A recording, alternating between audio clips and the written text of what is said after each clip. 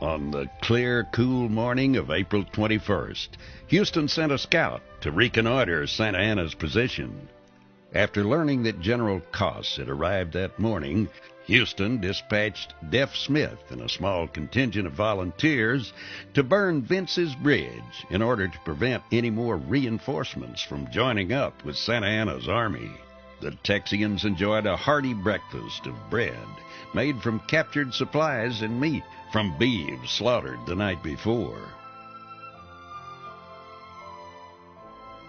The commanders continued drilling their troops and inspecting weapons to make certain the troops were ready for the fight they all hoped would come on this day. And the troops waited patiently as they could, for General Sam Houston to decide if this was to be the day that would secure independence for the new Republic of Texas.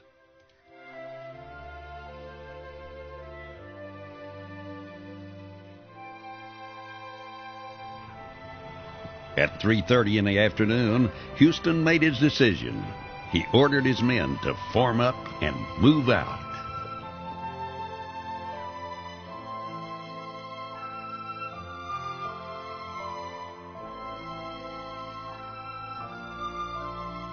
The soldiers took the field of battle, bringing the Twin Sisters into firing range. The only artillery the Texians had, the Twin Sisters would prove crucial to the battle's outcome.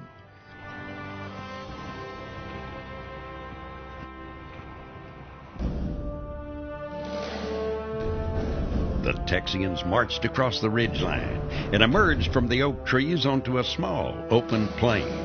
The cover of high grass kept them from being detected by the enemy camp. With his troops in position, Houston gave the command to attack. Sentries were either asleep or simply did not notice the approaching army. The battle had begun.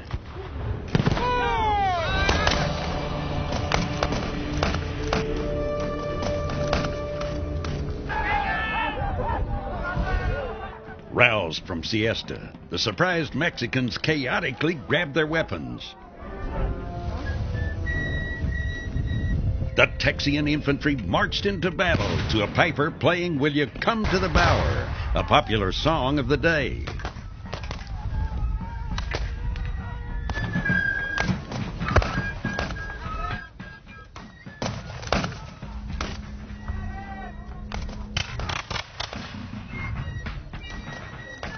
The Mexicans valiantly rolled a cannon into position as the Texians blasted them with fire from the Twin Sisters.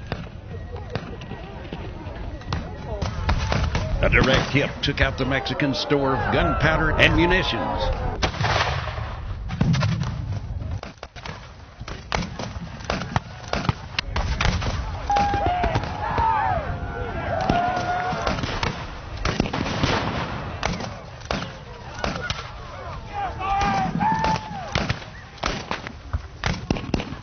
Shouting, "Remember the Alamo!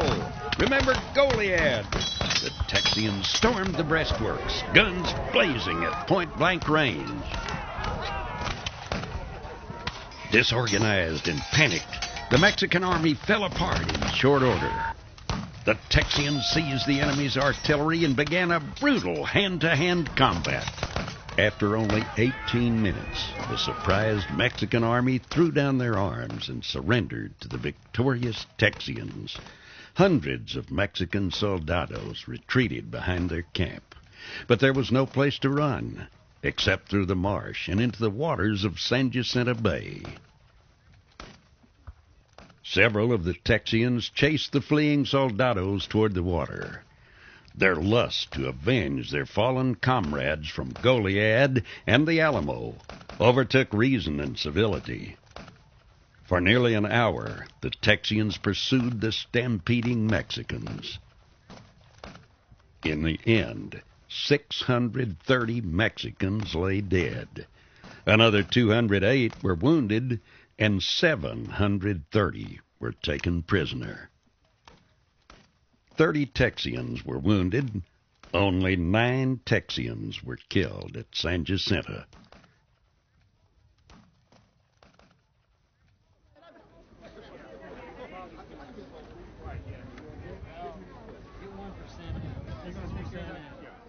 The following morning, disguised as a lowly soldier, Santa Anna was brought before Sam Houston. Here is Santa Anna. Yo soy Antonio López de Santa Ana, presidente de México. Bring me an interpreter. General Houston, I am Colonel Almonte. Whatever he says, he's lying.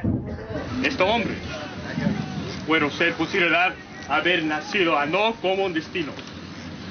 Should have killed him. General Houston, he said you are born to no common destiny, who has conquered Napoleon of the West.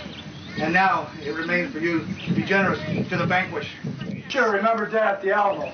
They failed to surrender. He The lied. usages of war, General Houston, allowed me to do what I did at the Alamo. We have a country. Soon, we will have a flag. But what you did at the Alamo may have been excused. What happened to Colonel Fannin and his men at Goliad cannot be excused.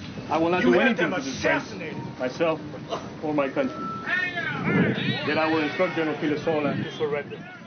Santa Anna agreed to the terms of surrender, recognizing the independence of the new Republic of Texas. In October, Sam Houston began his first term as the president of the new republic. Texas independence cost the lives of brave men from both sides of the conflict. The reenactors of San Jacinto keep the memory of those sacrifices alive, bringing the struggle for Texas independence to life for thousands of visitors each year, and giving meaning to the phrases, "Remember Goliad" and "Remember the Alamo" to new generations of Texans.